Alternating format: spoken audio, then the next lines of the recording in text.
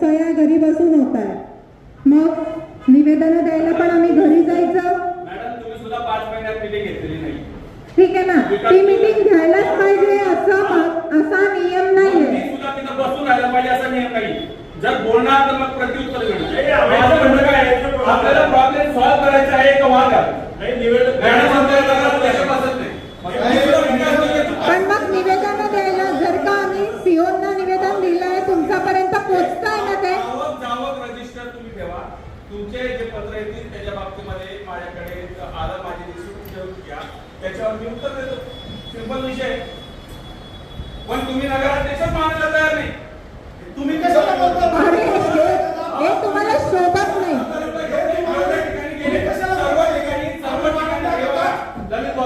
एक तर्फी बोलायचं नाही. मी पण बोलतोय, मी तुमच्या कुठल्याच गोष्टीवर ऑब्जेक्शन घेत नाही. तुम्ही वारंवार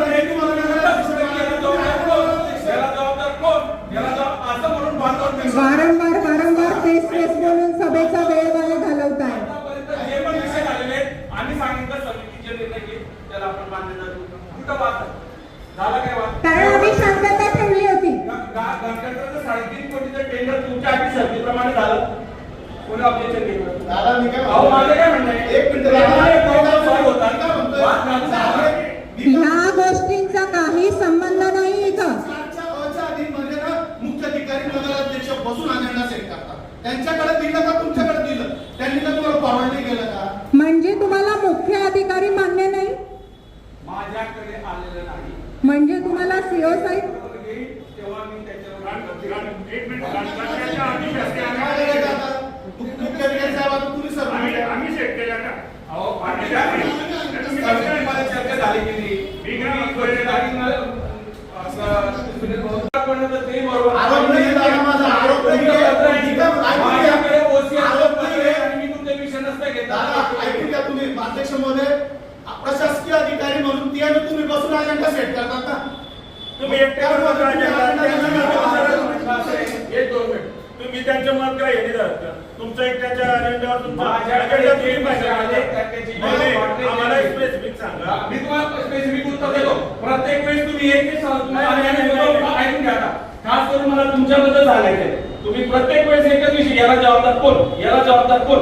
तुम्ही अण्णासाहेबांसारखा महत्वाचा विषय 2 दिवसाच्या फरकामध्ये 2 वेगवेगळ्या जागा दिल्या आणि गावाचं वातावरण बिघडवलं. याला काही बिघडवलं माझं काय नाही बिघडलं. नाही बिघडलं. असे आरोप आम्ही पण करू शकतो. पण मला त्या नाही बिघडलं. आमच्याकडे विषय प्रेमाने सांगितलं की आम्हाला काही लोकांच्या पुतळ्यात मी लगेच दुसरं पत्र काय दिलं? लागलेत पत्र 2 दिवस आधी दुसरं पत्र काय दिलं? एक नवं होतं. तुम्ही 2 दिवस आधी बरोबर काय दिलं त्याचं उत्तर द्या. आम्ही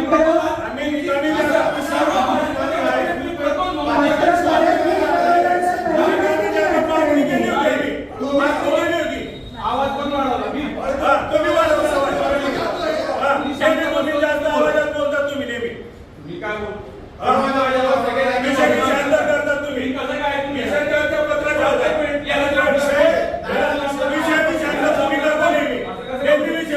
करता तुम्ही. विषय त्यांच्या पत्राच्या उत्तराच्या उत्तर दिलं. त्या विषयाची बोला तुम्ही. आम्ही बोलतो ना. तुम्ही एवढा आवाज तुम्ही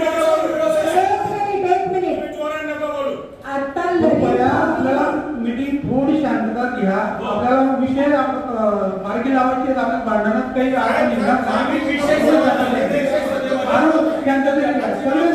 सदस्यांना शांततेने एकदम बरोबर असते. बरोबर. पहिला प्रश्न असा आहे की तुम्ही मला नगराध्यक्ष मानायला तयार आहे, तिथून सुरुवात आहे. एक तुम्ही ऐकून घ्या. तुम्ही एकच पत्र माझ्या नावाने दिलेलं आहे. जे पत्र ऐकून घ्या. नगराध्यक्षाच्या नावाने पत्र देत नाही. फक्त ज्ञानेश्वर भाऊने आतापर्यंत एक पत्र दिलं होतं माझ्या नावाने. ते म्हणजे एकलव्य चौकाची जागा. त्याच्या पलीकडे तुम्ही सगळे पत्र प्रत्येक वेळेस एकतर्फी बोलायचं नाही. दादा एकतर्फी बोलत ते नगराध्यक्ष तुम्ही दादा तुम्हाला विनंती, तुम्ही हळू आहात बोला. तुम्ही जोरात बोलणार, तुम्ही जोरात बोला. तुम्ही सरळ आम्हाला माझ्याकडे पत्र आहे का? तुम्हाला उत्तर देऊ. तुम्ही मला तुम्हाला एवढं माझी अलर्जी आहे पत्र द्यायला तयार नाही.